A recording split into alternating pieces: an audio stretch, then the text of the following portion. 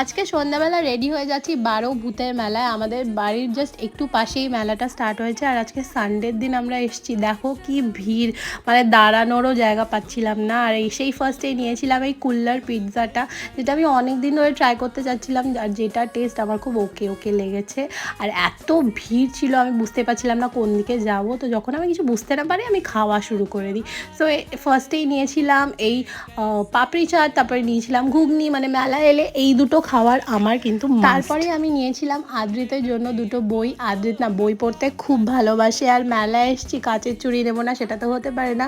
আর আমি এখানেই থামিনি, আমি আবার নিয়েছিলাম গরম গরম জিলাপি। তারপরে চলে এসেছিলাম বাড়ি, এসে দেখালাম কোন চুড়িটা কিনলাম। আর এসে দেখি নাইকা থেকে একটা পার্সেলও চলে এসছে, আবার বায়ো অয়েল আর লিপ বামটা রিস্টক করলাম। আর কেয়ারবি থেকে নাইকা দুটো ফ্রি প্রোডাক্টও দিয়েছিল। তো চলো আজকের ব্লগটা তো এখানেই শেষ করলাম, তোমাদের সাথে দেখা হচ্ছে নেক্সট ব্লগে। ততক্ষণের জন্য বাই বাই।